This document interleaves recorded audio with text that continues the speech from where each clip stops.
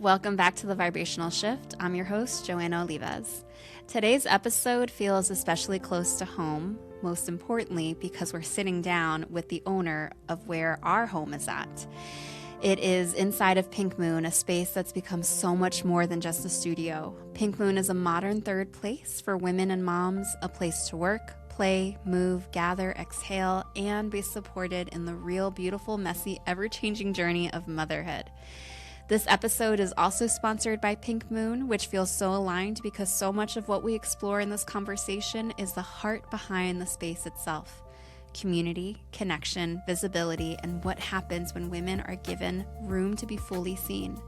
In this conversation, Jill shares the founding story of Pink Moon, what inspired her to create the space specifically designed with moms in mind, and how the vision has evolved through growth, pivots, and listening deeply to what her community actually needs. We talk about entrepreneurship, the courage it takes to build something that has never quite existed before, and the importance of authentic connection in a season of life where so many mothers are craving support, softness, and belonging. This is an episode about business, yes, but it's also about motherhood, friendship, community care, and the sacred work of creating spaces where women can just come as they are and take what they need. Let's dive in.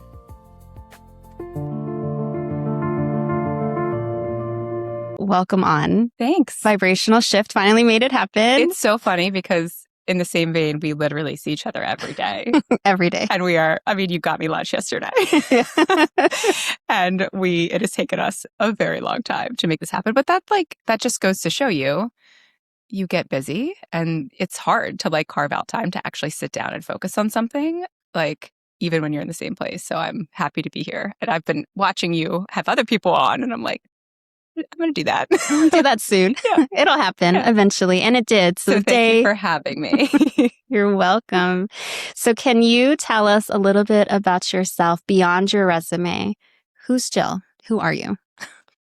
I am a mom of 3 and I am a former lawyer and I am someone who really always seeks a safe space and genuine conversation and connection. And that is largely what kind of brought me to create a third space because I am someone who I guess I would call myself an extroverted introvert. I can definitely get out there and really be on when I need to, but it zaps me and it takes a lot of my energy versus when I'm just genuinely connecting with someone and having a conversation, it could go on forever because I'm just really comfortable and confident in terms of that deepness of connection. So, I think that's a big part of who I am and a big part of what's led me in this very different path and area than I thought I'd be in when I started my career and I, became an adult. But, at my core, I'm someone who really just wants genuine connection and to support and help and uplift other people, especially other people who I know are going through or have gone through similar life experiences as I have. So mom of 3, what are their ages? So they are 5, 7 about to be 8, and 9 going to be 10. Okay. Yeah. So what's a real life mom experience or moment from motherhood that maybe pointed you in the direction of opening up Pink Moon, or at least seeded the thought of, I want that space. I need a space. Because I've heard you say so many times over the last several months, this is the space you needed when you first became a mom. Yeah. It was when I first became a mom, but it was more so, I think, when I had multiple children. And the aha moment for me of this just isn't working and I need to pivot and have a different kind of next phase was during COVID. And I had my 3rd baby during COVID. And my oldest also was diagnosed with ADHD and autism at that same time. So I think that combination of factors made me feel like I was not functioning at my best in any area of my life. And COVID aside, I think that would have been the wall I hit anyway. But COVID really made that so much more prevalent because I was in the house with these kids just feeling stuck and alone and kind of forgotten and not able to really mom the way that I wanted to, not able to take care of myself the way I wanted to, not able to really get a space the way I wanted to. There was nowhere to go. And even after COVID ended, there was still kind of nowhere to go. And certainly nowhere that would allow me to kind of meet my needs of physical, mental health, like in one place. And certainly nowhere that I could bring a child maybe to the same place and meet those needs. So, I don't know if there was one specific moment, but I had just sort of like a crisis, and it wasn't even really midlife at that point. It was just sort of like what am I doing and how am I not able to balance this?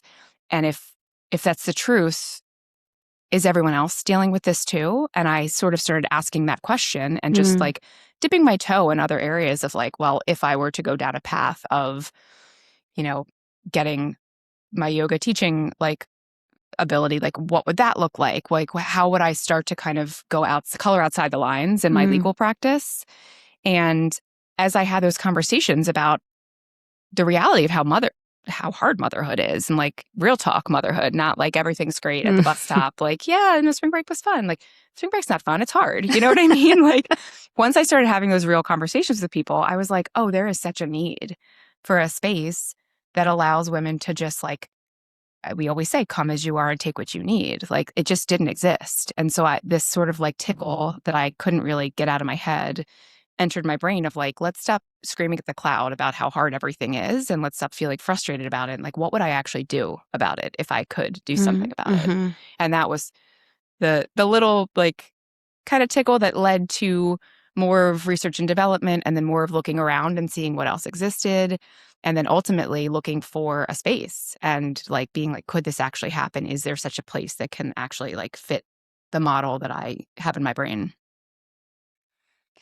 So something you just said stuck out to me. I feel like I had a flashback as you were talking about COVID, and our children are kind of close in age.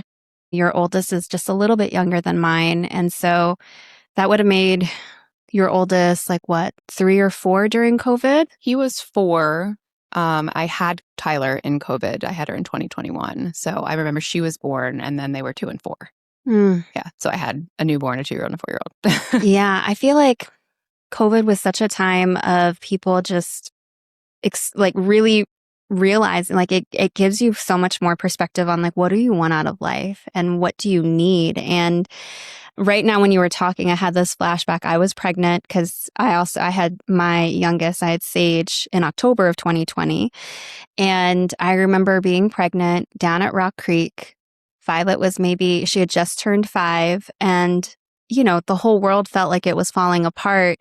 And I still had to like show up and pretend that it wasn't and figure out what to do with my own anxiety in the moment. And feeling so alone, like that no one understood what I was going through and desperately wanting to create space. And so in my mind, the next closest thing to me, which a lot of people did, was I moved onto Zoom. I started teaching. I had a prenatal group that we did yoga together every single week up until the week I had Sage. Like literally I had... Oh, I love that. So you were pregnant at that point too. I was pregnant with them. And so we practiced together and everyone slowly started to drop off. Like I remember the first mom had their baby in early August and then the next one was September and then me. And then I wasn't teaching after that for a little while. But that that real life moment is what seeded this whole vision for you. At what point did you really know that you were doing this? Yeah, that's a great question. So I started kind of doing the research, trying to figure out what the it would be if I created something and what the pieces of that would need to be. And those pieces were physical fitness, right? We have a studio in the space, a gathering place, like a lounge that we have here, and then some area that was kid-friendly and could serve either as a place for parents to play with their kids or for kids to have supervision that we provided. And I think I played with that idea probably for a year where I did just like in the background research about it. At that point I used to run a nonprofit out of Georgetown called the Center for Juvenile Justice Reform. And that was full-time. I was traveling a lot. I was the deputy director. I had stepped down from that role. So that was sort of my first step in realizing this is just not going to work with the children that I have in, the level of support that society's giving me. Like, I just am not going to be able to keep on this path, which was in its own right, I'll say, like sidebar, really disorienting. Because, as a woman and an intellectually curious person, you go through life being like, I'm going to work really hard. I'm going to get on this path. I'm going to do the thing.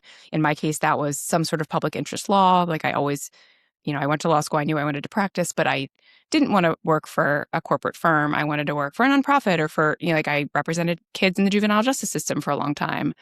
So you have that and you build that. And then you hit a point where you have to almost make a decision about whether that's a path you can keep putting all of your energy into or whether that energy is taking away from your family. So that was the point at which I took the first step and stepped down from my full-time role. And then I started working at a place called Street Law, and I was doing essentially running their juvenile justice practice, but it was a smaller scale role for me. So it gave me more time to invest in starting to teach yoga. I used to teach a core power, starting to play around with like, what would this space look like? And that's when I became more invested in it, right? It went from an idea to me actually talking to a broker and like starting to look at spaces. And, at first it was kind of like, well, if none of these spaces works, I'll just like walk away from the idea. And ultimately I found this space, which a lot of work went into it, but this was kind of the perfect space in terms of the bones that I needed to make these multiple spaces within one work for a third place. And I think once I was meeting with other amazing women who were helping me along this path, and I started to actually see it as more than just a vision, I realized that there was a path forward there. And so I think it was probably about a year and a half, maybe 2 years that I spent building it and really creating the business model for it and working through what leasing a space for brick and mortar would look like. That period of time was significant. I'd say that the lease process took like 8 months. Like it takes a long time. And then the build out took another 5. Seedling idea, starting to make the changes, and then a whole other like year and a half basically before you can actually open your doors. Yeah. And then nothing's the way you thought it was going to be anyway, which that's a whole other topic. But, I think the business planning process is so different from opening a business, and especially a business that serves people and you're really like trying to meet them where they are. There is so many variations on a theme of how you run your business and how you adapt in the first year of business. I wonder if you have taken time to reflect on like the invisible thing that has happened in that process. I know I've talked to you about this before in the past and what this space has meant for moms that have a chance to connect with other people, and just that it's so much more than a physical space. It's almost like a feeling you get when you walk through the doors of like, okay, like I'm smiling because I'm thinking about something that Kelly said when we were having a moment yesterday in the morning, and she was like, and today, she was proclaiming what her day was going to be. She's right? Manifesting her day. Exactly. Yeah. And I have that moment every single time I walk through the door, like walk through either that door or this door here for the separate space, of just like this feeling of like lightness that I have of walking into a space. And I don't know, like, do you take time to reflect on like how this has touched and had a ripple effect into the community more than what maybe you had anticipated? Yeah, I mean, probably not as much as I should, because I think we get bogged down by the day to day. But certainly one of the things that keeps me going, even when it is hard, is seeing women come in this space and sort of have this like deep breath moment where they're just like, like you feel lighter. You mentioned that. You feel grounded. You feel like it's a very welcoming space. It's very like the energy is very good. One of the things that drew me to it is the actual fitness studio is all windows. It's this gorgeous octagonal room, and it just has this amazing like way of just like letting you leave everything else at the door and just be. And that's, for me, the physical practice of yoga is one of the only things that quiets my mind, and that's why it's always been such an important piece of my life. But I think doing any sort of movement in a space like that really just helps you be where you are and be in the moment. And in motherhood, that's really hard to do. We don't have a lot of space to tune out other things and just focus on us or what we need, or let our thoughts land in a way that allows us to reflect on them. So I think that's really special about this space. And I think, similar to what I just said, like I often don't take a step back and say, wow, like this is the space is incredible, but also the women coming into it and then organically making connections and feeling at home and feeling like they can unload some of the burden that, being a mother brings with it without feeling like a shitty parent or without feeling judged, but actually with the feeling that somebody in the space is going to be like, and like validate them for that. That is almost unheard of. Like, I don't know where that exists. And this is, to your point, I appreciate you frequently bringing me back to sort of like the why behind it. It's just, it's not something we get. It's something we have to go out and build and create. And I feel super proud and super lucky to be a part of other people being in this space and having that moment to reflect and to come back to themselves. I think the other thing that's really cool is I mentioned the build out process. This was kind of like a garage. Like, it was very industrial when I found it. And I did a lot of work to really make it meet the vision I had for what I would want as a mom to come into a space and really feel welcomed and feel like I could plant roots here, whether that's to work, whether that's to gather, whether that's to work out, or whether that's just to be with my child. I wanted it to feel a certain way. And I really do feel like I met that goal. And I do feel that every time I walk in here. I kind of look around and I'm like, yes, So that's a really good feeling because there's so many ups and downs in terms of spaces generally. And we certainly have had ours in this space. The first summer we were here was challenged. But like, I am extremely proud of like how far I've come in how short a period of time and how far Pink Moon has come, despite having twists and turns and unexpected kind of changes in like exactly the day-to-day of how we're functioning. The mission has never changed and the core goals we haven't changed. And we have reached a whole lot of women and moms in very different ways. So that's been incredible. Yeah.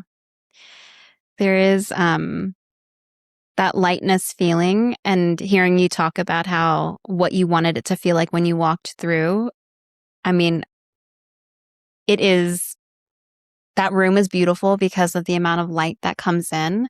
And one of the things that I love watching is people get to experience it for the first time. And I get to do that a lot because people have to come, they don't have to, but a lot of times they come through the main entrance to come back here and they're just looking around. They're like, whoa, what is this place?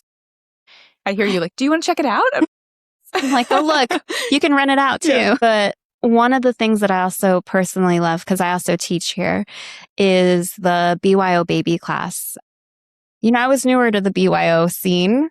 I think I had told you that when we first sat down. I was like, I'll do it, but like, I've only subbed a couple of these classes. And the BYO classes, one of the things that I personally love about it is we get a lot of first-time moms to that class. And there are so many different types of moms, but the ones that always get my heart are the ones that I see myself in. Because I had a really hard time with both of them for their own unique reasons. But like going out with Violet when she was a baby, she's my oldest, I was always so nervous that I didn't know what I was doing. Like, just there was this feeling of like, am I doing this right? Internally or externally? Like, did you feel like people were going to be like looking at you and like invalidating, or you yourself? My own internal voice was loud and was like, you don't know what you're doing. Like, how are we going to do this?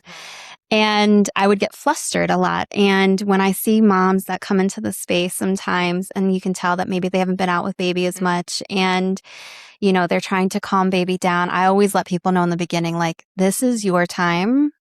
You can do whatever you need to do in order to take care of baby. If you need to walk around with them, you don't have to stay in the flow. You can change baby. You can feed baby, nurse, all the things, right? Like, this is time for you. And if you want to hand off baby, give me your baby. Yeah. First and foremost. Yes.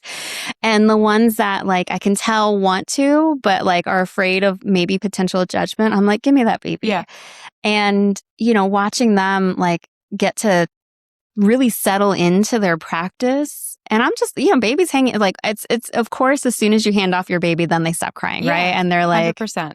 Like looking around. And that space too does something to babies. Like the space and the trees and everything. Like you watch these little ones, just like there's just so much for them to visually be like interested in. Yeah. So I always go straight to the windows and I'll face them outward while I'm talking and walking. And there is something about that BYO class that I really love. When they come into the space, it's just like, it's really heartwarming to see like from the instructor lens of like, They're really enjoying their time. The Yeah. baby's enjoying their time, and they're connecting and maybe meeting other new moms. And you hear those organic conversations start. That's one of my favorite parts. The BYO classes, it's funny you say like you were newer to them. That wasn't our core goal when I opened, but it was one that I very quickly realized was, I say we meet people where they are. That was a need. And I needed to figure out how to build ways for moms to really feel connected to their kids while they were working out. And it was always like, BYO baby yoga was something we had intended to have, but like now we've really created every modality we offer, right? We have Pilates, we have cardio jam, where you can wear your baby and your baby wearing dance. And they really all have taken on this like social component where you are bonded and you are meeting people in a way that's like you're moving together. But then afterwards, because of the multiple spaces, we have this lounge where everyone goes and gathers and sits and chills and talks about the stage of life they're in, because it is similar. And so that's been one of the coolest things to see, because what comes from this like class where, yes, you're bonding with yourself, you're bonding with your baby, also just naturally creates a bond with other moms. And we see that more and more through, the more BYO baby classes we offer, the more we see it. And I also think like those moms feeling comfortable enough to like let the instructor hold their baby and then realizing like, oh my gosh, I can do this because there's support. All of our instructors are like that. I'm watching them teach through the window and they have a baby in their arms. And I'm like, it's awesome. Yeah. Like, I just think it's a very unique level of comfort and level of sort of support that isn't offered in many, many spaces, specifically not fitness spaces. Yeah. At what point, you said you started to notice like that was the level of support that you needed, because I think you say this on the website too, right? Like support that you actually need and desire. We've really, when I say we've changed a lot in the past year, it's been changing in incremental ways to really create the offerings that people are telling us they need. Because, when we opened, the model was one that was membership based. It was really intending to bundle care, co-working space, and fitness. And that was the need I had. That was the need I heard other people say they had. And that was at the period of time when I was building the business. A lot of people were flexibly working and needed the space to work and have care for their kids. Well, what ultimately has happened is that when we opened, a lot of that dynamic changed. A lot of people went back to work. A lot of people lost their jobs. A lot of people's families have financial hardships. So that bundle approach didn't necessarily land, which was okay. It's tough as a business owner to be like, oof, I had worked with an external company that really had me very heavily focused on sort of a fitness model and a membership model in a way that, looking back, was not really organic to what I wanted to be doing. But I think I second guessed myself a little bit in terms of my ability to get this business off the ground with the exact vision I had. So the model we were under, I don't think was the right one and didn't land for people, for multiple reasons. One of which was obviously just like the change in circumstances in this region in particular. Like, I started very quickly trying to build things that were attainable for people and that could just be like individually tried out, so that it didn't feel so daunting to be a member. And that tracks for me as a mom. Like, I think we don't always know what's happening 3 months from now. So having a 12-month membership is like extremely challenging, and your situation changes. So once we kind of made that shift away from what I came in with, which was almost like a let's shed like what was given to me and let me actually build this my way, I started being able to have just organic conversations with people coming in the doors about like, oh, you just tried that out. What would really be helpful? Or people saying, oh, I have a friend who really wants this, but it's not here. And one of the biggest pieces of feedback I got was, but I want to bring my baby to class with me. And I had built this model around like moms need space. They really like need that moment to just like have their baby cared for.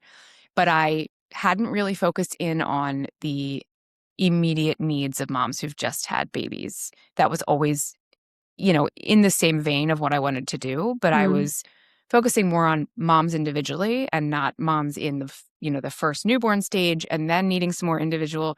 So I very quickly started building in, because we have amazing teachers and I've been able to work with people who do have training in working with kids and who do have perinatal training.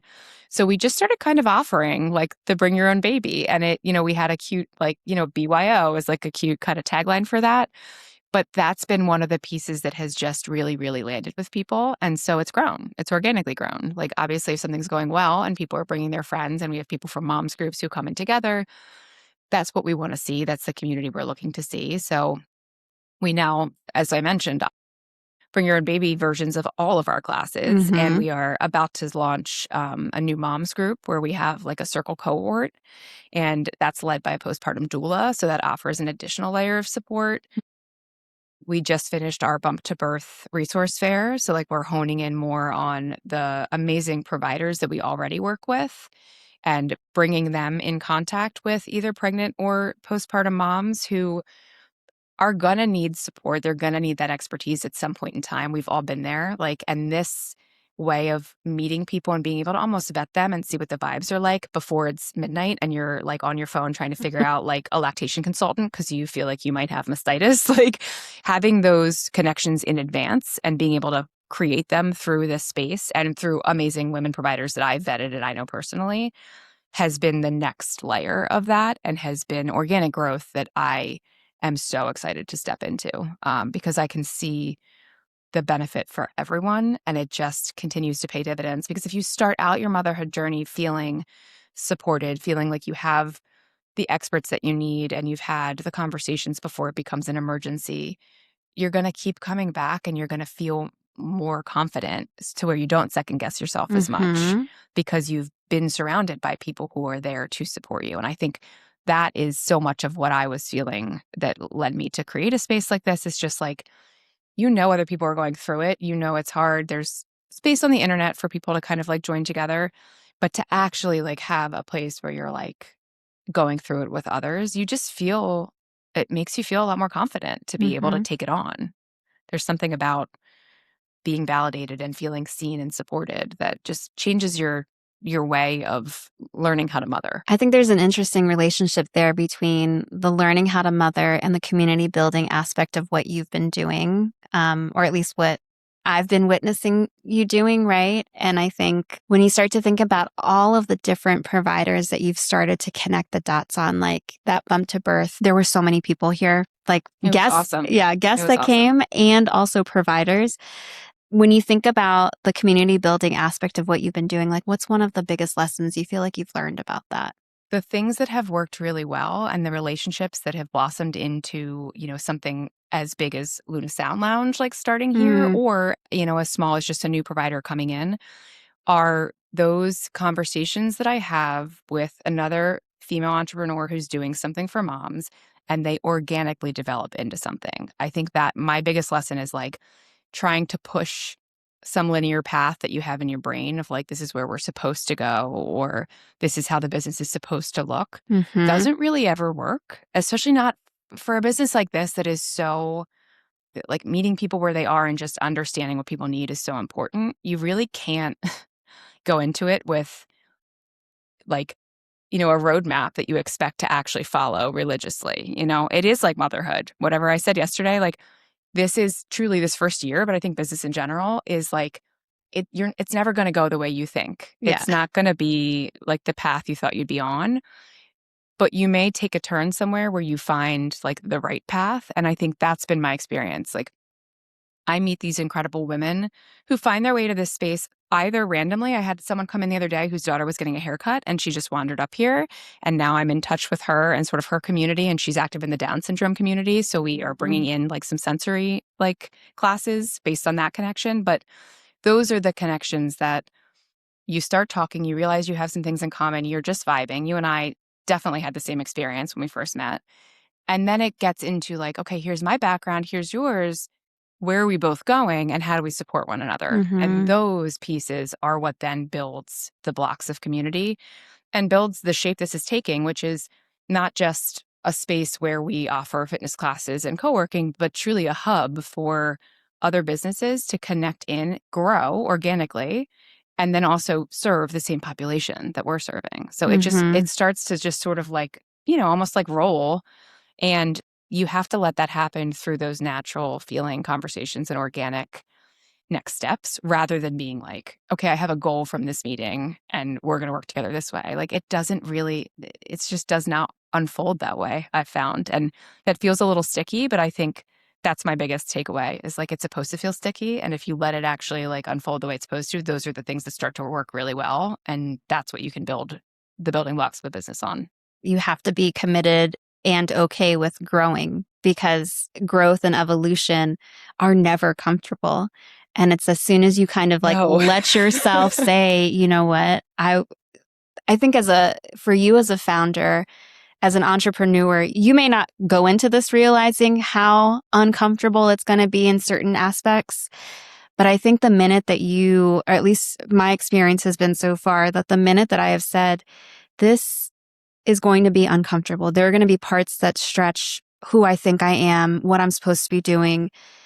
And I have to be open and ready to receive feedback, open and ready to receive things that I may not agree with, but still say, like, take the ego out of it and like really take a look and be like, okay, this is not working, or this needs to be a little bit different. And something you were saying even right now about your model, right? Like your model has evolved and changed, and I've had a front row seat to it. Oh, yeah. And, you know, like being able to say to someone who is potentially thinking about stepping out, like, it's not going to be a forever model. You have to be okay with growth and evolution and change. And almost like once you have that shift, for me, it feels like I might be the only one that thinks it's like a fun little roller coaster ride too. It's like there are highs and there are definitely lows. Yeah. And then of course you throw on personal life, motherhood, stuff with partners, like everything, all of it. And it's like this beautiful tapestry of life that you start to realize, like, for me, this is not just work. It is like, I feel in my heart, like what I've been called to do. And then also being able to watch other people, like hearing every time I hear you talk about like what it was that brought you into creating this space, it's like that ripple effect. Yeah. Yeah. And I think, you know, one of the reasons I think the having to change or pivot, like I really don't like the word pivot, but it is appropriate a lot of the times in terms of what you have to do. I think the reason it feels so uncomfortable is it feels like a failure. Like I came in with this model and the model didn't work in my definition of work, right? And I have to remind myself, we haven't even been operating as a business. I've not been like a fully fledged entrepreneurial person who runs a business for a year. So every time I start to have that self-doubt and just like, oh, this failed, this didn't go the way I thought, I have to really recalibrate and be like, that piece didn't work, but like here we are not even a year in, and look at all these pieces that have worked. Like there's so much growth. I never envisioned that we would have a sound lounge, right? Like within Pink Moon. Yeah. And as part of that, like having a teacher who's embedded, whose like mission vision is very similar to my own, like I had growth strategies for how I would use this space, but I could not have predicted that like a conversation and then an evolving friendship would lead to your dream and your vision being realized, right? And if I look at that from like like things aren't going well, my model didn't work, like that's pretty short-sighted, right? Because this never would have come out of it if the model had been going in the very specific way that I envisioned it. So I think learning to view those day-to-day changes or those month-to-month changes in a way that's like, that's okay, we can shift this. And that's the beauty of growing and building a business from scratch. That's the terrifying part. That's the hard part. Like I am often jealous of these like franchise things that just like have everything built in, but you don't have the ability to just like change and meet people where they are as much. You are really like beholden to someone else's vision in that way. So being able to grow in the way I want to grow and what I see is actually providing value to the people that I want to help is lucky, you know? So it's just like that whole cycle of change and evolution and growth and being open to it and feeling positive about it, as opposed to letting yourself be like, oh, it didn't work, so it failed, or it's been this amount of time and we should be here. Like just stepping back from that is a really important piece of this whole process. And it's hard to do because it's a brick and mortar business. So obviously like something has to be going well. But when you step back, when I've stepped back and let that like growth happen, there are pieces that are going phenomenally well. Like this whole sort of element of rental and events and celebrations that has taken hold here, and being able to bring Bump to Birth being a great example, that many people together in one space to really like all get support and give support. It's pretty unique. And it's been a piece of the business I didn't fully, like map out. It's just grown in a way that I didn't envision. Yeah. I mean, your Pink Moon event space. Right. It grew so much that we had to create a separate handle for it because we're doing all these. I mean, even as we're recording, we have a space rental that is a wellness event. That's like an all-day wellness event, which is really cool. So yeah. And so I know you said you don't like the word pivot, but even the evolution of, taking what you could with what you were offering and the programming and the way that you had the space, your celebrations, I feel like that it's also really exciting to watch because I'm here all the time with you. Yeah. So I see the different parties that are coming in. And in the last year, if you equate it to a human baby for a second, like babies aren't even walking yet at 1. And I feel like you built an entire second stream of revenue that is running, right? It feels a lot of times like I've built a separate bit, like I'm running 2 businesses, which is not the case because it all aligns and is interconnected. But yes, the events piece and the celebratory piece of people being like, oh my God, I love this space and I want to have my milestones and my celebrations here is not only special, but is, a business in and of itself for sure. The amount of people that come through here and they're like, wait, I can do something here. Uh-huh. They see the pictures. Number one, I don't think they really realize what they're walking into when they have to walk back here. And then they're like, oh, whoa. Like, even this morning, I had a couple in here and they have twins. And the father was on his way out and he was like, hold on, can I just He saw the playroom. He walked in. He's like, can I go in there for just a second?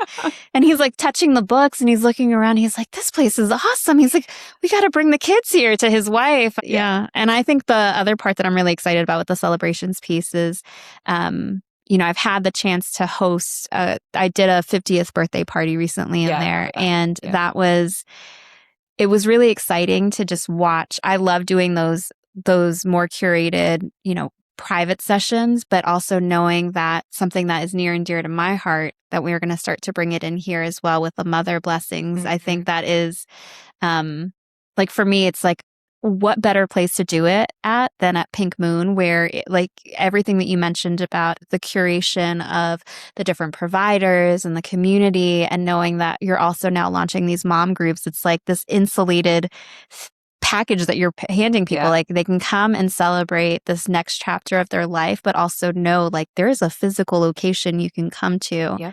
So I'm really excited personally for a lot of different reasons to bring that in. But that the space is more, it's just, there is, like you said, an entire retreat happening right now while we're just hanging out in the back recording. And that if you had stuck with the model that you were told you had to stay with, something changed along the way where you were like, no, I'm not gonna, I can throw that away or put it to the side and really listen to what I think needs to happen in here. Yeah. I think it was an active pushback, right? Like there was a lot of time where I was like, this is what I'm supposed to do. I'll do all of the, marketing funnels and like I'll get people in the membership and I'll do the emails I'm supposed to, because that piece is not part of my background. Like I'm a lawyer by training.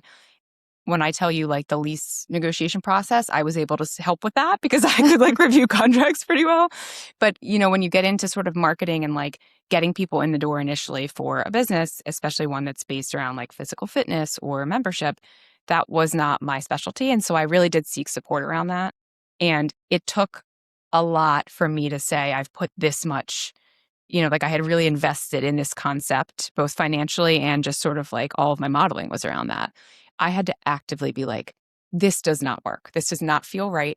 It is not aligned and it is not resonating with people. And it like took a real, like I had to really take a deep breath and be like, nope, we're doing this differently. Mm-hmm. And it took a while to get there, but like it was a hard period of time to be like, I'm going to push back on this and I'm going to build it differently and myself without external sort of like voices around me. And that's not to say I haven't had amazing voices supporting me, but this was like an intentional choice to do things more organically in a way that just felt natural, that maybe wasn't backed by whatever company, whatever chain that's developed the way it has, that just, it did not align for me in what I was trying to do.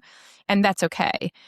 But it is hard to make that pivot and to decide, like, I'm going to stop and completely do things differently from a place where you've been building around one thing. When you decided to make that change because you felt like it wasn't, you knew that you were going to change it. When I heard you talk about that the first time, it made me think, oh, she's really listening internally to what she needs. As I think about what I guide a lot of people into literally in this space is how to turn off the external noise so that you can really come back into yourself and listen and know who you are, come home to yourself so that you can start to realize when something doesn't feel like it's in alignment with you, that you can very easily start to make those decisions from that place of alignment. So what did that feel like for you? Or I think that's a really hard, I don't know if skill is the right word, but like openness, like to being like, no, I need to really trust my gut here and I need to listen to myself. I will say I was also listening to the other women and moms who were coming in the space, and I was really trying to take notes from them. But, it feels like freeing when you get there. I think a challenge for me has been being able to step out of the day to day enough to really listen and have that experience, because I'm here in a different context than the people that are coming in and sort of like being able to take classes and come back to themselves. I always have like a critical eye on everything.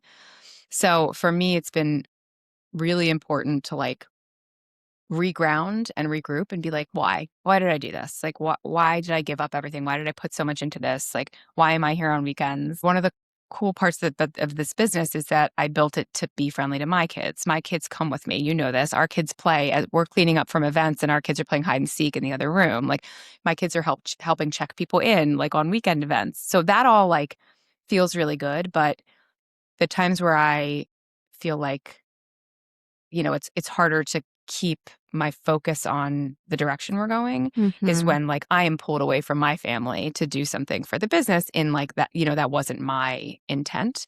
But part of that is releasing the expectation of it's going to go the way you thought and being like, okay, this is going to be a period of time that's growing.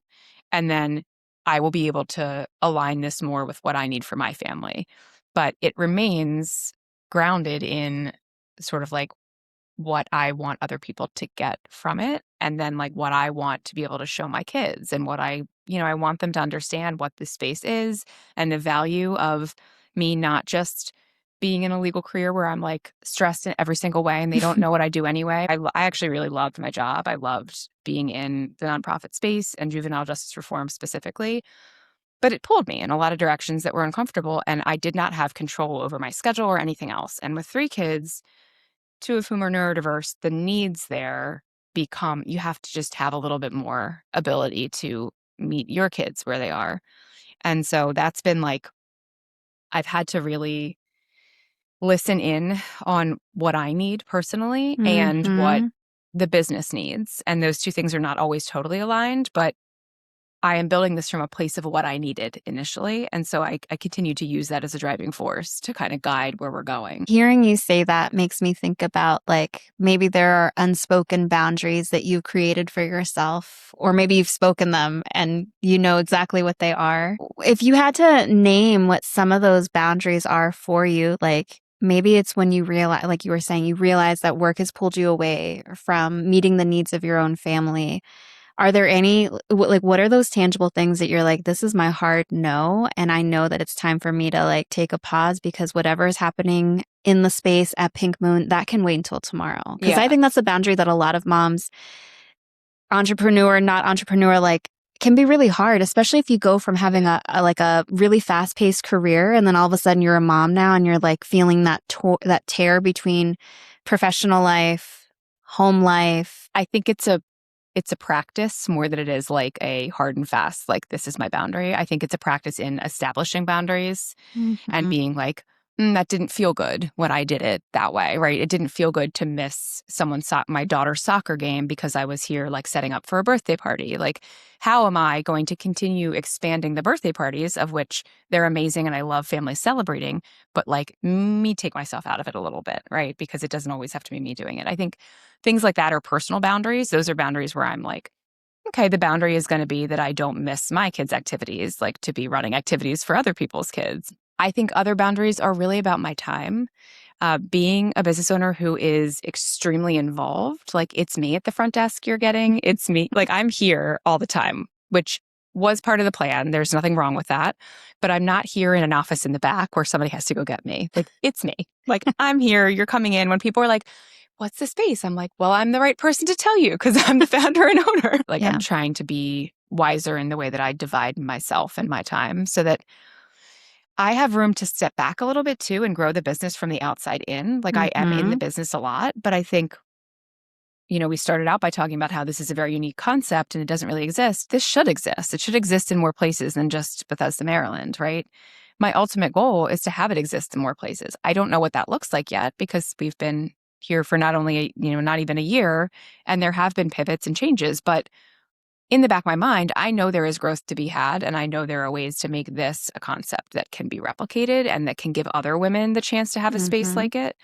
And you can't do that by just being at the front desk and constantly talking to people all day long. Like, there has to be some, that's a fair boundary, right? Like, here's a very specific boundary is on Tuesdays, and you know this, I try not to come into Pink Moon. It changes every week too. Like, it's not every Tuesday that I'm doing that. There are definitely times where I come in anyway. So what's the actual date of the anniversary here? Mother's Day. So I want you to, if you'll indulge me, close your eyes for a second. Think back to a year ago today, late April-ish, and maybe thinking about what's one thing you would tell Jill 1 year ago today about what the year ahead was going to hold for her in this journey of opening up Pink Moon. Tell her not to let the first couple months dictate how she feels about where the business can go and what the success could be, because they're really hard. Yeah. They're really hard. And when I was in it, there was a lot of self-doubt and a lot of like, oh God, what did I do? And when you come out of it, it feels different. But I wish I had known it would be okay, even if the first couple months feel like not at all what you expected. And if Jill from 2+ years ago was talking to you in this moment, what would she say to you? I couldn't have even envisioned this 2+ years ago. Despite envisioning this, what it's actually grown to be, I can't even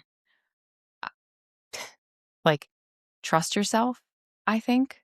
Like this need that you have, this itch that you have to build something for other people like you and for other women, and to take that like mom rage and use it in a, way that's actually helpful is worth it. It's not just like a silly thing. It's worth it. Like it's important.